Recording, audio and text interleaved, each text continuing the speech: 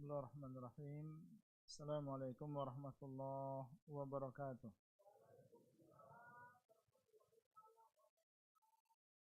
Alhamdulillah Rabbil alamin. Wa asyhadu an la ilaha illallah wahdahu la syarikalah.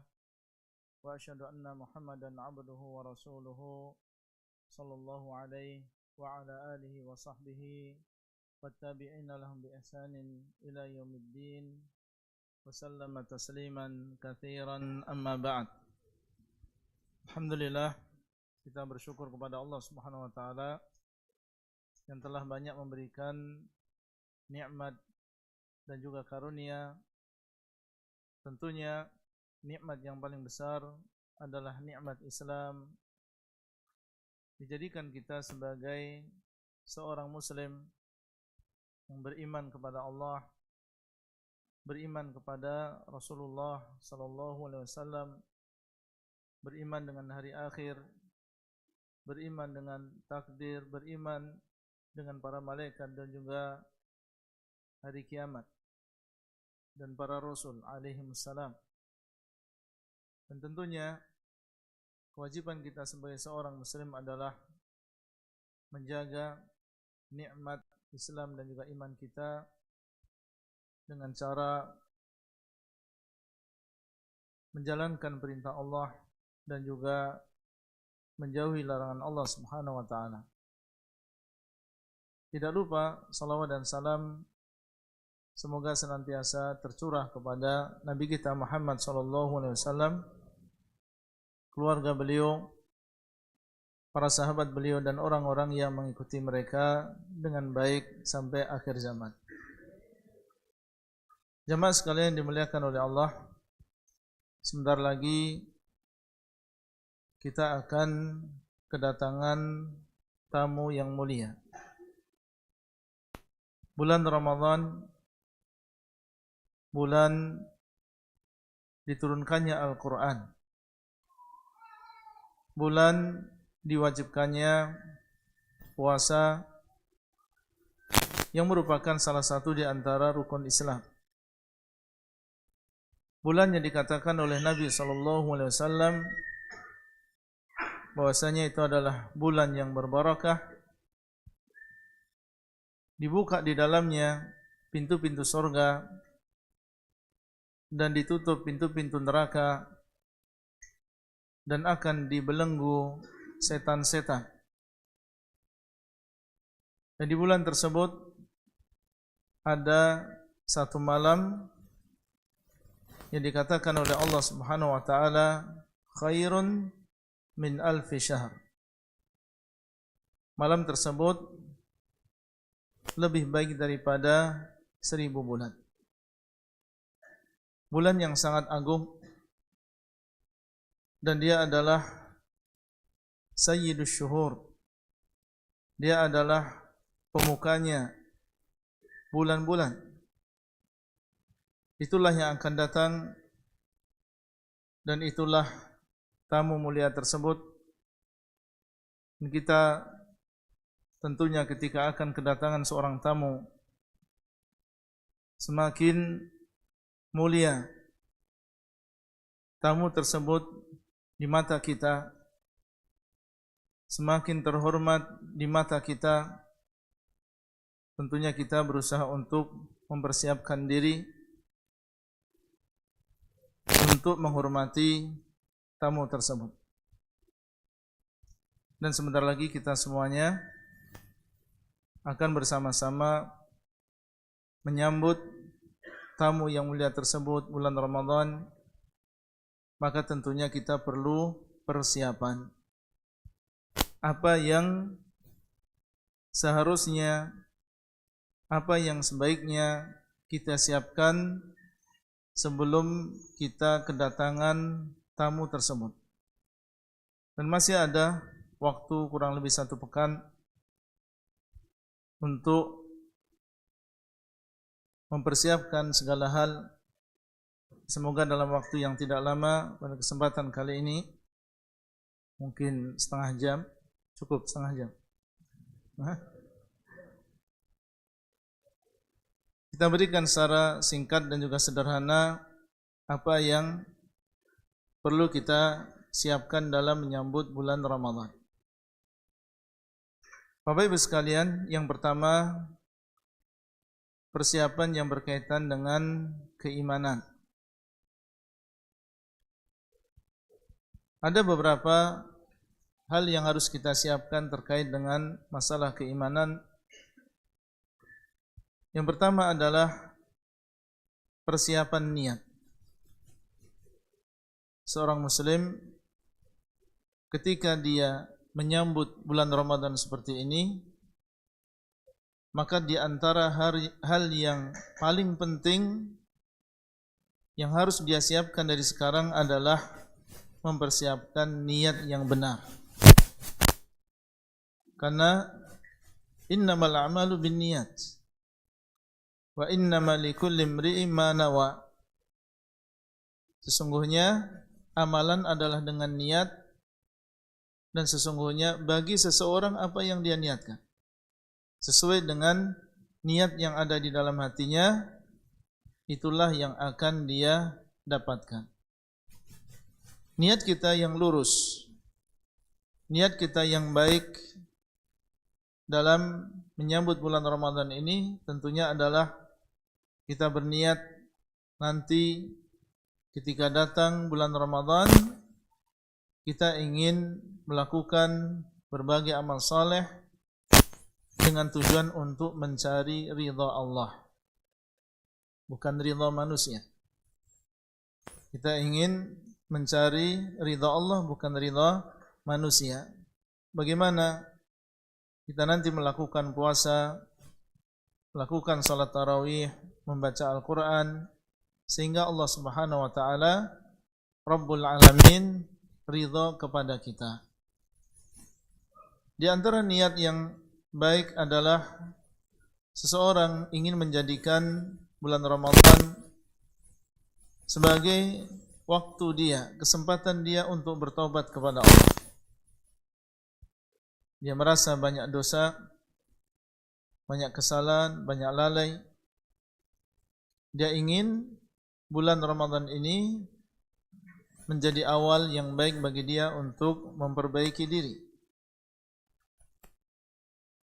Niatnya diantaranya adalah ingin meningkatkan ketaatan. Niatnya adalah ingin menjadi seseorang hamba yang menyebarkan kebaikan kepada sesama, bersedekah, memberi makanan untuk berbuka, mengajak keluarga, mengajak anak, istri untuk bersama-sama melakukan ketaatan kepada Allah Subhanahu wa taala di bulan tersebut. Dan di antara niat yang tidak baik dan harus segera diluruskan, anggapan bahwasanya Ramadan hanyalah sebagai rutinitas belaka. Setiap tahun di bulan Ramadan ya kita berpuasa, itu saja. Yang lainnya berpuasa, ikut berpuasa. Tidak ada di sana niat yang lurus melakukan puasa karena iman dan juga mengharap pahala dari Allah. Atau niatnya adalah untuk kepentingan dunia. Karena datang bulan Ramadan, dan dia adalah seorang pedagang, tujuannya adalah ingin bagaimana selama bulan Ramadan dia mendapatkan keuntungan sebesar-besarnya. Berarti niatnya di sini adalah karena dunia semata. Atau datang Ramadan dan niatnya hanyalah untuk ingin diet. Alhamdulillah datang Ramadan bisa berpuasa selama 1 bulan, lumayan untuk mengurangi ya timbangan badan, jadi berkurang 5 kilo, 10 kilo misalnya. Atau niatnya alhamdulillah bisa ngirit keluarga. Nah, yang biasanya makan 3 kali jadi makan 2 kali. Tentunya ini adalah niat-niat yang perlu diluruskan. Atau seseorang menyambut bulan Ramadan tetapi tidak ada niat untuk meninggalkan kemaksiatan di bulan tersebut.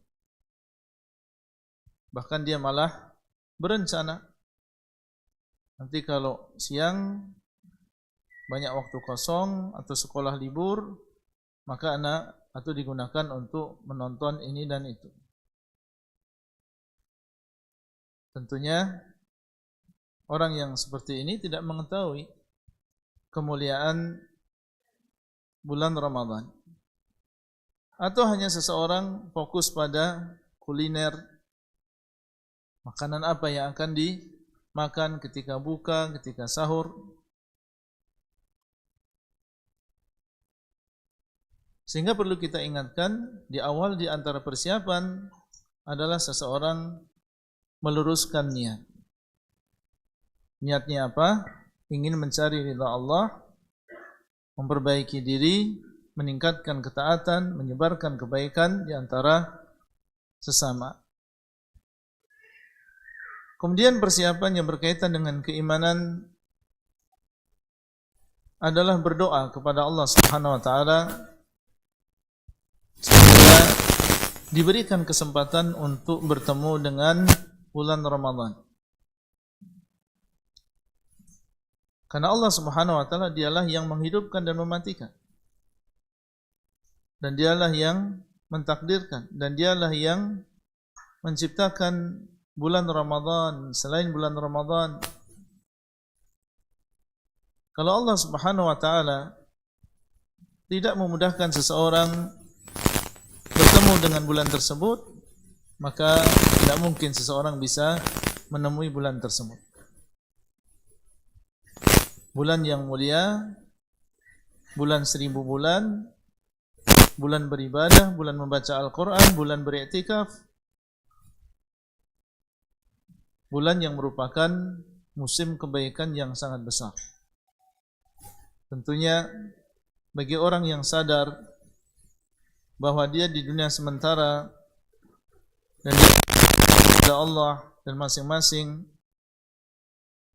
dimintai pertanggungjawaban dan masing-masing harus membawa bekal, maka dia akan berusaha di bulan Ramadan ini untuk bisa membawa bekal sebanyak-banyaknya. Dia berkeinginan untuk bisa bertemu dengan bulan Ramadan. Dan dahulu para salaf, para pendahulu kita, para sahabat, para tabi'in, di bulan seperti ini, bahkan 6 bulan sebelumnya, mereka sudah setiap hari berdoa kepada Allah supaya disampaikan kepada bulan Ramadan. 6 bulan yang pertama setelah bulan Ramadan yang lalu, mereka berdoa, ya Allah, terimalah amal yang kami lakukan di bulan Ramadan. Setelah itu 6 bulan ke depan sebelum datang bulan Ramadan, mereka sudah sering berdoa kepada Allah semoga disampaikan kepada bulan Ramadan. Menunjukkan bagaimana kedudukan bulan Ramadan di hati para pendahulu kita.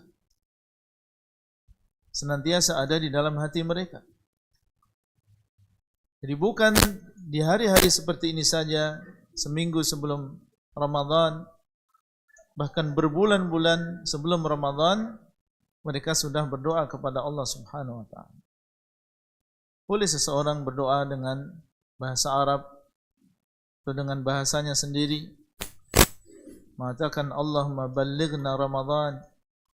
Ya Allah, sampaikanlah kami kepada Ramadan. Di sana ada hadis yang diriwayatkan oleh Imam Ahmad dan juga Al-Baihaqi, doa yang bunyinya adalah Allahumma barik lana fi Rajab wa Sya'ban wa balighna Ramadan. Ya Allah, berkailah untuk kami di dalam bulan Rajab dan juga Sya'ban, dan sampaikanlah kami kepada bulan Ramadan. Meskipun hadis ini ada kelemahan, tapi maknanya sahih. Dan boleh seseorang berdoa dengan bahasanya sendiri. Yang jelas isinya adalah meminta kepada Allah Subhanahu wa taala semoga dimudahkan menemui bulan Ramadan tentunya dalam keadaan sehat walafiat. Kenapa demikian? Karena hanya sekedar seseorang menemui bulan Ramadan tapi kalau tidak diberikan kesehatan oleh Allah Subhanahu wa taala maka tentunya tidak maksimal. Mungkin sering dia tidak berpuasa, sulit untuk membaca Al-Quran meskipun hanya 1 juz dalam setiap hari. Bagaimana dia bisa maksimal seperti yang lain melakukan berbagai ibadah kalau dia dalam keadaan sakit-sakitan? Sehingga seseorang meminta kepada Allah semoga disampaikan dengan bulan Ramadan dalam keadaan sehat, dalam keadaan dia beriman.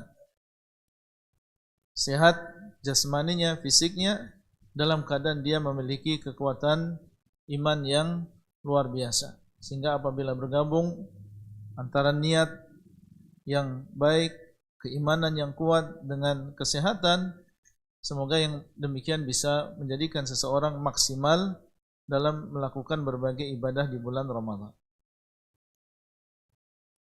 Dan tidak semua orang mendapatkan kesempatan yang mulia ini. Betapa banyak tangga kita, teman-teman kita yang tahun lalu mereka masih beribadah bersama kita di bulan Ramadan dan ternyata di tahun ini dia tidak bisa lagi membersamai kita melakukan ibadah di bulan Ramadan. Allah SWT telah menjemput mereka, mengambil nyawa mereka. Sehingga di sini di antara persiapan keimanan atau yang berkaitan dengan iman adalah kita berdoa kepada Allah semoga disampaikan kepada bulan Ramadan dengan sungguh-sungguh. Dalam keadaan kita sujud sepertiga malam yang terakhir dan mengulang-ulang doa tersebut. Kemudian yang ketiga, di antara persiapan yang berkaitan dengan keimanan adalah bertaubat dengan taubat yang nasuha. Sebelum datangnya bulan tersebut. Sebagaimana kita tahu bahwa bulan Ramadan ini adalah bulan ketaatan dan di antara power, tenaga yang paling berpengaruh dalam beramal soleh dan melakukan ketaatan adalah ketika seseorang bersih dari dosa. Ketika seseorang bersih dirinya dari dosa dan juga maksiat. Dan sebaliknya, di antara hal yang menjadikan seseorang berat untuk beramal saleh, berat untuk salat tarawih, berat untuk membaca Al-Quran, berat untuk bersedekah di bulan puasa adalah karena kemaksiatan-kemaksiatan yang dia lakukan. Seorang dia telah melakukan berbagai kemaksiatan, kemudian dia enggan, ragu-ragu, tidak mau untuk menghapus kemaksiatan-kemaksiatan tersebut, dosa-dosa tersebut dengan taubat kepada Allah. Karena syaitan membisiki, menjadikan dia berangan-angan, nanti saja. Padahal di dalam Al-Quran Allah Subhanahu wa taala memerintahkan, wa tubu ilallahi jami'an ayyuhal mu'minuna la'allakum tuflihun. Hendaklah kalian bertobat kepada Allah, bertobatlah kalian kepada Allah jami'an, semuanya. Semua kita, baik laki-laki maupun wanita, yang ustadz maupun yang bukan ustadz, dari berbagai status sosial, semua kita diperintahkan oleh Allah Subhanahu wa taala untuk bertobat. Sehingga tentunya ini termasuk persiapan besar juga sebelum kita sampai kepada bulan Ramadan. Kita peringan diri kita, kita hapus dosa-dosa kita dengan memperbanyak istighfar dan bertobat kepada Allah dengan taubat yang nasuha. Karena taubat yang nasuha inilah yang menjadi sebab dihapuskannya sebuah dosa, dan taubat yang nasuha adalah taubat yang terpenuhi di dalamnya 3 syarat. Yang pertama adalah menyesal. Kemudian yang kedua, kita tinggalkan hal-hal yang berkaitan dengan dosa tersebut. Kemudian yang ketiga, bertekad kuat di masa yang akan datang untuk tidak melakukan dosa itu kembali. Apabila terpenuhi 3 syarat ini, maka telah terpenuhi 3 syarat taubat yang nasuh. Dan kalau dosanya berkaitan dengan hak orang lain, seperti misalnya pernah menzalimi orang lain dengan ucapan atau dengan perbuatan, atau menzalimi orang lain, mengambil hartanya tanpa hak dengan cara yang tidak dibenarkan, maka harus meminta dihalalkan, meminta maaf kepada orang tersebut. Jadi kalau dosa tadi berkaitan dengan hak manusia, maka diharuskan kita untuk meminta maaf dan meminta dihalalkan sehingga diampuni dosanya oleh Allah Subhanahu wa taala. Kemudian di antara dosa-dosa yang perlu kita ingatkan di sini adalah dosa meninggalkan salat. Dosa meninggalkan salat. Dan ini adalah termasuk dosa besar. Karena salat adalah rukun di antara rukun-rukun Islam, bahkan dia menempati kedudukan yang kedua setelah 2 kalimat syahadah. Di antara dosa-dosa tersebut adalah dosa tidak menjaga lisan, seperti misalnya ghibah, membicarakan kejelekan saudara, atau berdusta, berbohong, dan bermudah-mudahan di dalam berbohong, atau berkata-kata kotor.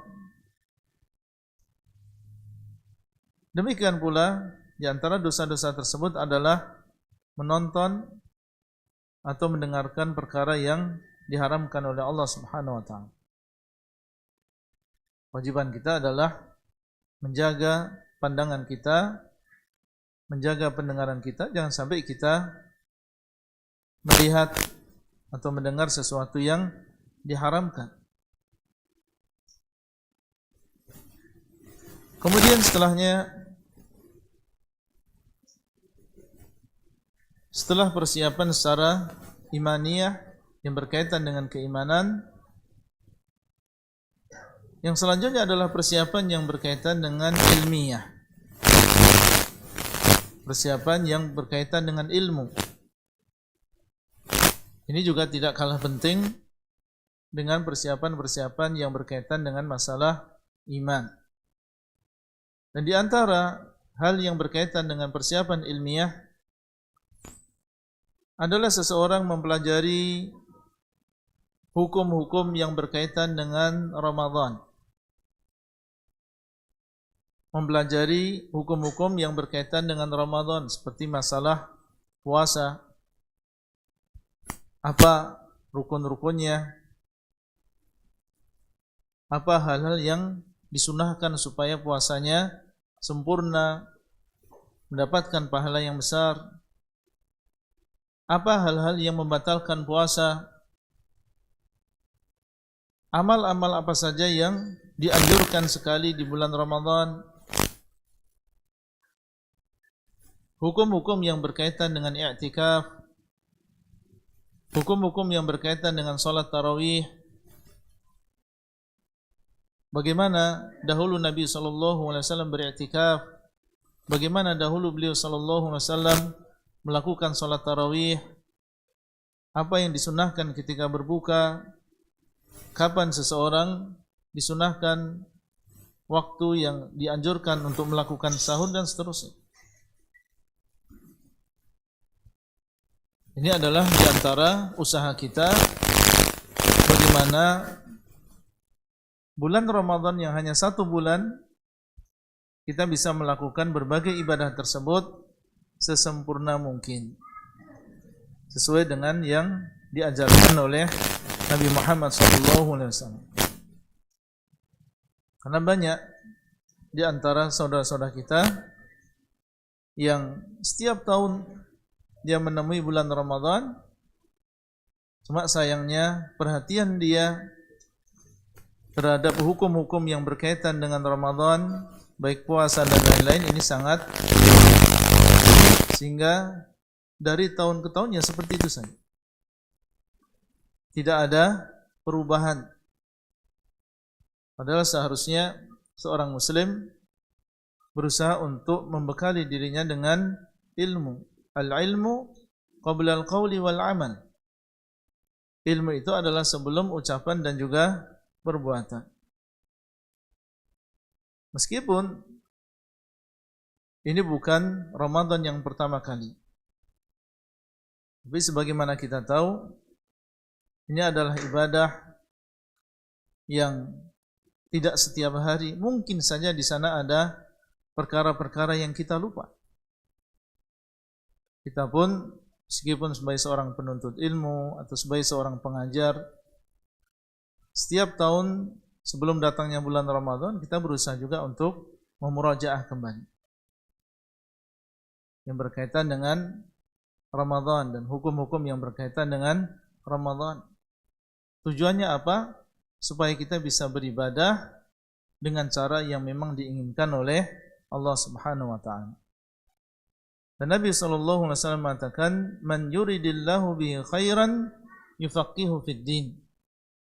Barang siapa yang Allah kehendaki kebaikan pada dirinya, maka Allah Subhanahu wa taala akan menjadikan dia paham tentang agamanya.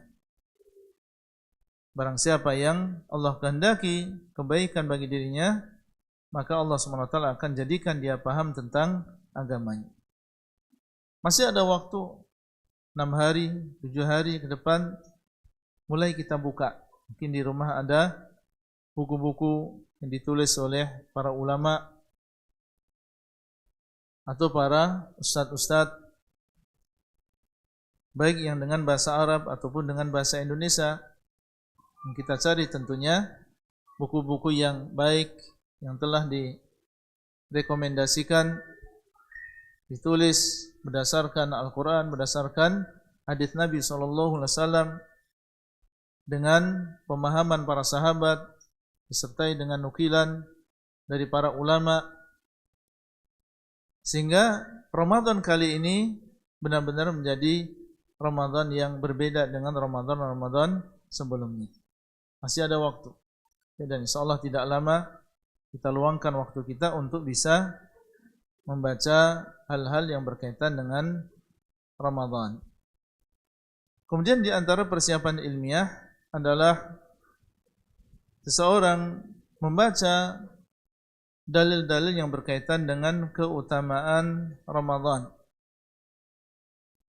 Membaca dalil-dalil yang berkaitan dengan keutamaan Ramadan. Dan di antara faedahnya adalah menumbuhkan keikhlasan. Di antara faedahnya menjadikan seseorang semangat terus untuk melakukan amal soleh dari awal sampai akhir. Jika seseorang membaca hadis Nabi SAW, "Man qama Ramadan imanan wa ihtisaban, ghufira lahu ma taqaddama min dhanbihi." Barang siapa yang melakukan salat malam di bulan Ramadan, yaitu melakukan salat tarawih karena iman dan juga mengharap pahala dari Allah, maka diampuni dosanya yang telah lalu.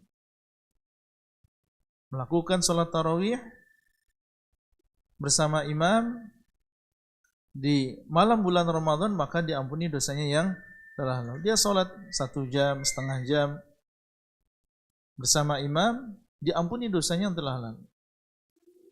Sehingga menjadikan seseorang semangat setiap harinya untuk mengikuti sholat tarawih ini, melakukan sholat malam di bulan Ramadan. Kemudian di antara hal yang dipelajari adalah mempelajari fikih yang berkaitan dengan salat malam, demikian pula fikih zakat fitrah. Bagaimana cara beriktikaf dan mendapatkan keutamaan yang maksimal dari malam Lailatul Qadar. Kemudian di antara persiapan ilmiah yang berkaitan dengan ilmu yang perlu kita persiapkan di sini adalah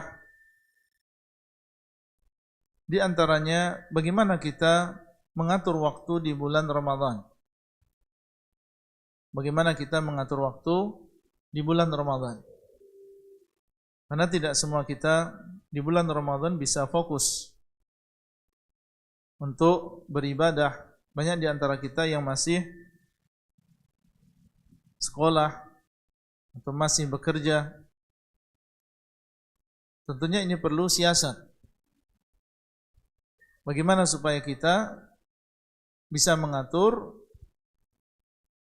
sehingga dengan kesibukan kita yang masih harus kita lakukan, kita bisa mendapatkan keutamaan bulan Ramadan secara maksimal.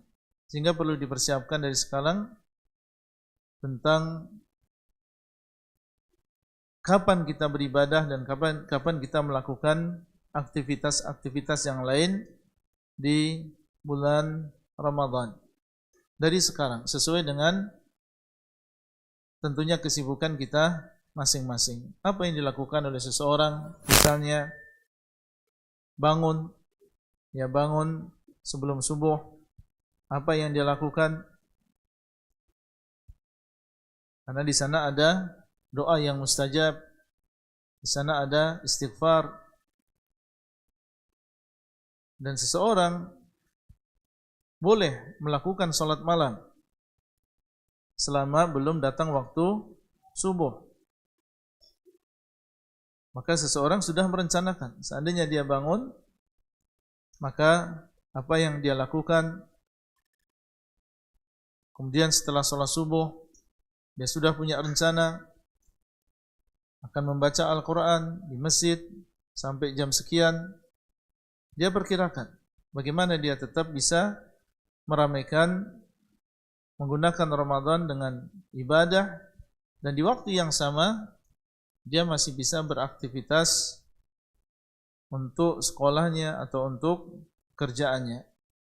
Demikian pula di waktu pagi dan juga di waktu siang, di waktu sore, di waktu malam. Dia sudah persiapkan dari sekarang bagaimana dia melalui bulan Ramadan tersebut dengan baik.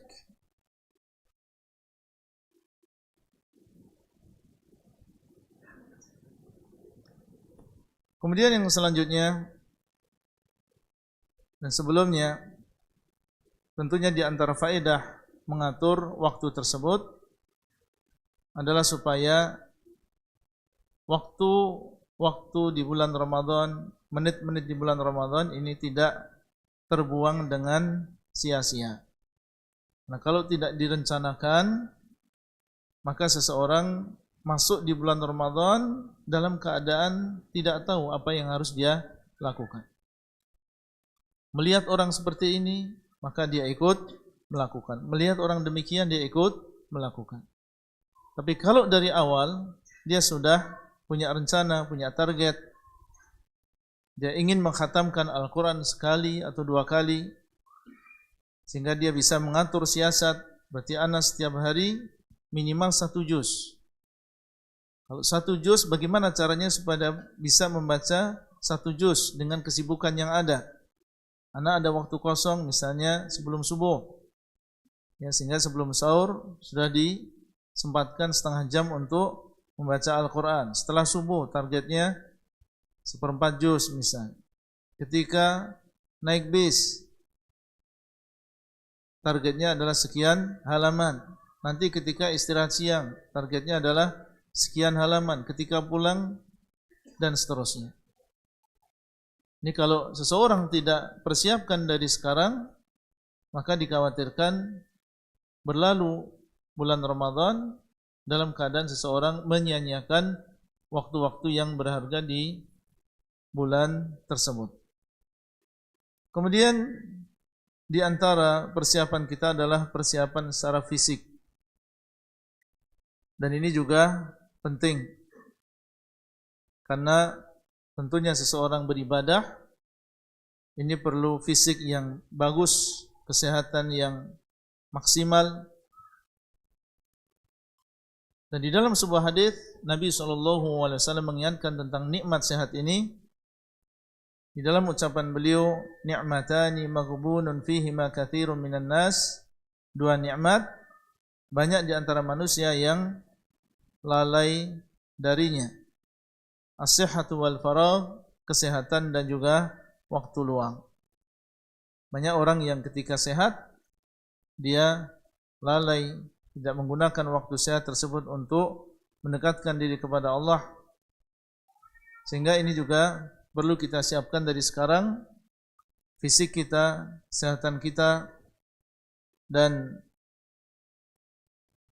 tujuannya adalah supaya kita bisa maksimal di dalam melakukan berbagai ibadah di bulan Ramadan tersebut. Kemudian saya akhiri muhadarah kali ini dengan menyebutkan beberapa hal, beberapa kekeliruan atau kesalahan yang sering terjadi ketika seseorang menyambut kedatangan bulan Ramadan.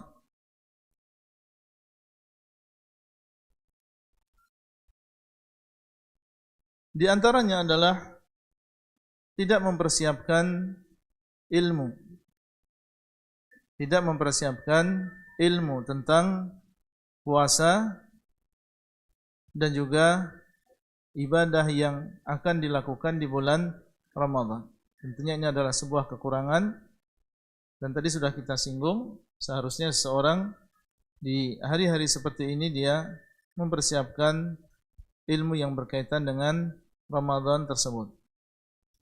Kemudian di antara kesalahan adalah seseorang sengaja berpuasa di hari syak. Hari syak adalah hari yang ragu. Dan itu adalah tanggal 30 Sya'ban. Sengaja seseorang berpuasa pada tanggal 30 Sya'ban dengan tujuan adalah untuk berhati-hati. Dan Nabi SAW telah melarang yang demikian dan mengatakan la yataqaddamanna ahadukum Ramadhana bi siyami yawmin aw yawmain illa rajulun kana yasumu sauman falyasum. Janganlah salah seorang di antara kalian mendahului Ramadan dengan puasa 1 hari atau 2 hari. Itu dengan tujuan untuk berhati-hati. Kecuali seseorang yang sudah terbiasa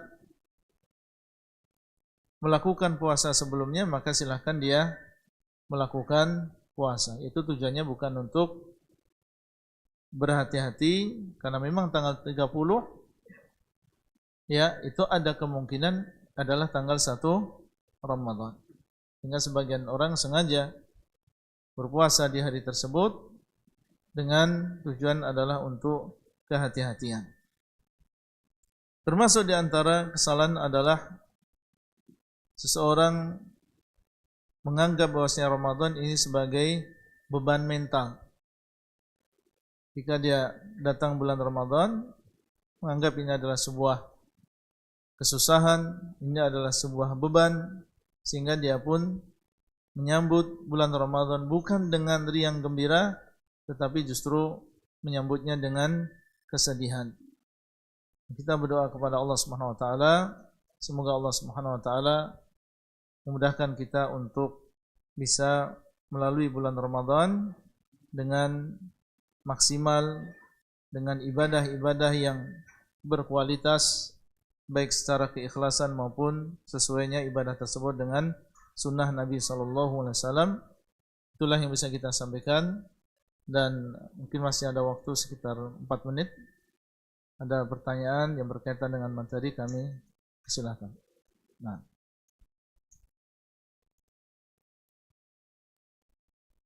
Ya.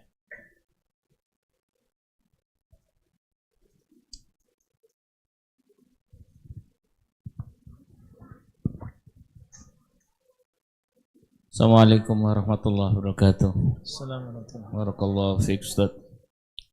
Ada sedikit yang ana mau tanyakan Ustaz, perihal ketika Ramadan kita bersafar Ustaz. Ketika bersafar ada rukhsah kita tidak berpuasa, tapi ketika kita mau berpuasa Ustaz, bagaimana patokan waktu yang kita pakai Ustaz? Apakah ketika waktu dari kota yang kita berangkat atau kota tujuan kita Ustaz? Sedangkan jika kita mengikuti jadwal iftar dari kota tempat kita berangkat, kemungkinan kita akan berbuka puasa itu di atas Ustaz. Apakah ada batasan jarak? Ataukah ketika kita di pertengahan atau setelah pertengahan itu mengikuti waktu tujuan, atau kita bisa mengikuti waktu dari kota sebelumnya? Barakallahu fiik. Baik. Barang siapa yang berpuasa di bulan Ramadan, maka dia berbuka sesuai dengan waktu di mana dia berada. Bukan mengikuti waktu kota asal dia dan bukan mengikuti waktu tujuan, tapi waktu di mana dia berada saat itu. Kalau dia di atas pesawat dan dia melihat matahari tenggelam, maka dia berbuka. Baik itu sebelum waktu dari kota asal maupun setelahnya. Baik sebelum waktu kota tujuan atau setelahnya. Jadi yang dilihat adalah keberadaan kita di mana. Kalau kita berada di atas India misalnya, ya sesuai dengan waktu India.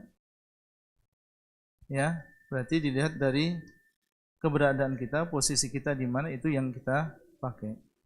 Termasuk di antaranya dalam masalah sholat. Sholat pun sesuai dengan posisi kita di mana. Nah, sini ada pertanyaan tentang ucapan niat ketika seseorang akan berpuasa. Apakah di sana ada niat yang diucapkan ketika seseorang berpuasa? Nabi SAW ketika mengabarkan innamal a'malu binniyat, sesungguhnya amalan adalah dengan niat. Dan bagi seseorang apa yang dia niatkan. Dan niat secara bahasa adalah kehendak atau keinginan. Dan yang namanya kehendak atau keinginan ini adalah ada di dalam hati seseorang. Seandainya seseorang dia di malam hari punya kehendak, punya niat besok mau melakukan puasa, maka dia telah melakukan niat. Itulah niat. Dan orang yang melakukan sahur, bangun jam 3:30 atau jam 4 misalnya, kemudian dia makan minum, ketika dia makan dan minum menunjukkan bahwasanya di dalam dirinya ada niat untuk berpuasa. Sehingga meskipun seseorang tidak mengucapkan, karena yang namanya niat di dalam bahasa maupun di dalam syariat adalah apa yang ada di dalam hati seseorang, maka itu sudah cukup. Dan niat ini adalah rukun di dalam puasa harus ada niat di malam hari untuk melakukan puasa besok. Dan bahkan sebagian ulama mengatakan cukup seseorang melakukan niat di awal bulan Ramadan. Karena masing-masing dari kita ketika menemui bulan Ramadan, niat kita adalah berpuasa selama 1 bulan. Hingga sebagian ulama ada yang mencukupkan diri dengan niat yang sudah ada di awal bulan, ini sudah cukup. Namun yang lebih berhati-hati wallahu alam, seseorang setiap malamnya dia memiliki niat dan memperbaharui niatnya. Apalagi kalau dia pulang dari safar, karena seorang safar mungkin dia tidak berpuasa, maka perlu dia setelah pulang dari safar untuk memperbaharui niatnya. Ini yang dilakukan. Wallahu ta'ala a'lam. Kemudian tentang bagaimana tata cara melakukan salat tarawih. Salat tarawih sebagaimana yang kita lakukan, alhamdulillah, salat ini dilakukan di masjid-masjid dan diramaikan oleh kaum muslimin. Tapi secara umum kita sebutkan salat tarawih ini adalah salat malam yang dilakukan di bulan Ramadan. Dan salat malam waktunya adalah dari setelah salat Isya sampai datangnya waktu salat subuh. Itu waktu untuk melakukan salat malam. Barang siapa yang melakukan salat malam di bulan Ramadan, baik di awal setelah salat Isya langsung maupun di tengah, di pertengahan malam, atau dia ingin melakukan sebelum subuh, maka dia telah melakukan salat tarawih pada waktunya. Kemudian salat tarawih, jumlah rakaatnya yang sahih di antara pendapat para ulama tidak dibatasi dengan rakaat tertentu. Seorang bisa melakukan salat malam di bulan Ramadan sesuai dengan kemampuan. Kalau dia melakukan salat tarawih tersebut misalnya 5 rakaat, maka dia telah melakukan salat tarawih. Atau 7 rakaat, dia telah melakukan salat tarawih. Atau 11 rakaat, maka dia juga melakukan salat tarawih. Atau lebih daripada itu. Mereka berdalil dengan, dan ini adalah pendapat mayoritas ulama, bahwasanya Nabi SAW mengatakan salatul laili mathna mathna. Salat malam itu adalah 2 rakaat 2 rakaat. Fa idza khashiya ahadukum al-fajr falyusalli raka'atan wahidah aw tara fiha ma shalla. Salat malam itu adalah 2 rakaat 2 rakaat. Sini Nabi SAW tidak membatasi dengan jumlah tertentu, tapi beliau cuma memberikan kaidah bahwasanya salat malam itu 2 rakaat 2 rakaat. Batasnya kapan? Batasnya adalah datangnya waktu fajar. Sehingga beliau mengatakan kalau salah seorang di antara kalian takut datang waktu subuh, maka hendaklah dia salat 1 rakaat menjadi salat witir. Menjadikan itu sebagai salat witir. Nah, ini diambil faedah oleh mayoritas ulama bahwa yang namanya salat tarawih itu tidak dibatasi dengan jumlah tertentu. Dan ini yang diamalkan di Al-Haramain di Mekah maupun Al-Madinah. Mereka melakukan salat tarawih dengan jumlah lebih dari 11 rakaat. Bahkan zaman dahulu itu sempat Mekah dan juga Madinah itu sampai 37 rakaat. Ya, sekarang ringan ya, sekarang cuma sampai 21. Kenapa mereka mengamalkan yang demikian? Karena memang tidak ada di sana nas yang sharih yang membatasi salat tarawih ini dengan bilangan tertentu. Dan Umar bin Khattab radhiyallahu taala anhu, seorang khalifah yang kita diperintahkan untuk mengikuti sunnah beliau. Beliau radhiyallahu taala anhu di zaman beliau melakukan salat tarawih lebih dari 11 rakaat. Kalau tidak salah 21 rakaat beliau melakukan salat tarawih di zaman beliau. Jadi perkaranya di sini luas untuk masalah jumlah. Barang siapa yang melakukan 11 rakaat maka silahkan dia melakukan. Barang siapa yang ingin sholat 21 rakaat maka juga tidak masalah. Karena memang tidak ada di sana dalil yang menunjukkan tentang pembatasan. Adapun ucapan Ummul Mukminin Aisyah radhiyallahu taala anha, beliau menceritakan bahwa Nabi SAW tidak sholat lebih dari 11 rakaat baik di bulan Ramadan maupun selain bulan Ramadan, tidak menunjukkan pembatasan. Beliau menceritakan apa yang beliau lihat. Bahwasanya Nabi SAW di bulan Ramadan tidak lebih dari 11. Di luar bulan Ramadan juga tidak lebih dari 11. Ini tidak menunjukkan pembatasan. Seandainya seseorang mau sholat lebih daripada itu, maka yang demikian diperbolehkan.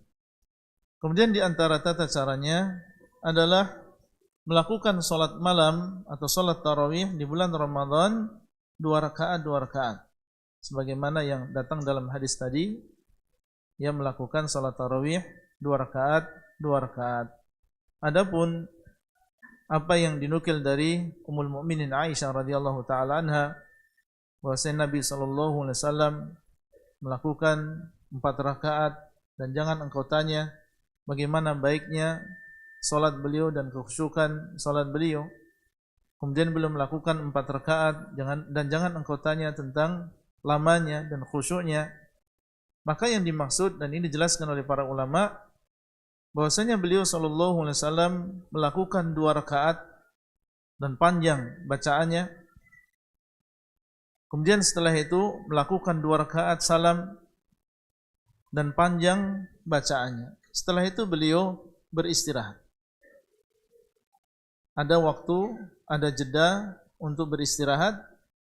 Baru setelah itu beliau kembali berdiri melakukan 2 rakaat dan memanjangkan bacaannya, salam, kemudian berdiri lagi melakukan 2 rakaat dan memanjangkan bacaannya, kemudian setelah itu beliau istirahat. Sehingga dinamakan salat ini dengan salat tarawih. Kenapa demikian? Karena di situ ada tarwih, ada pengistirahatan.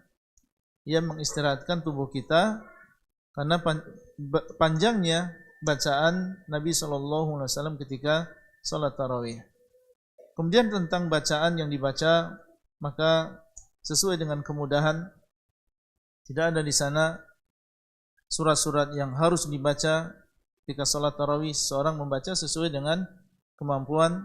Kalau memang dia bisanya membaca apa yang ada di dalam juz amma, maka silahkan dia membaca sesuai dengan kemampuannya. Jadi tidak ada keharusan harus membaca dari awal sampai akhir, harus 30 juz misalnya selama 1 bulan, sesuai dengan kemampuan kita masing-masing. Seandainya dia ulangi besok malam dengan surat yang sama juga tidak masalah. Nah, itu diantara tata cara melakukan sholat tarawih. Wallahu ta'ala a'lam. Mungkin itu yang bisa kita sampaikan. Semoga apa yang sedikit kita sampaikan ini bermanfaat. Dan sampai bertemu kembali insyaallah pada kesempatan yang akan datang. Dan tidak lupa pada kesempatan kali ini mengamalkan sabda Nabi SAW, la yashkurullah man la yashkurun nas. Tidak bersyukur kepada Allah orang yang tidak bersyukur kepada manusia. Kita sampaikan ucapan terima kasih dan jazakumullah khairan kepada DKM pengurus Masjid Ar-Rahman yang telah memberikan kesempatan kepada kami untuk memberikan sedikit faedah dan tentunya memberikan waktu dan tempat untuk kita semuanya untuk berjalannya acara kajian pada siang hari ini. Dan kita doakan semoga Allah Subhanahu wa taala memberkahi mereka dengan di dalam harta mereka, di dalam ilmu mereka, di dalam amalan mereka, dan menjadikan masjid ini menjadi masjid yang makmur, masjid yang berbarokah, yang diisi oleh kaum muslimin dengan berbagai kebaikan. Demikian semoga bermanfaat. Wassallallahu ala nabiyina Muhammadin wa ala alihi wa sahbihi ajma'in. Wassalamualaikum warahmatullahi wabarakatuh.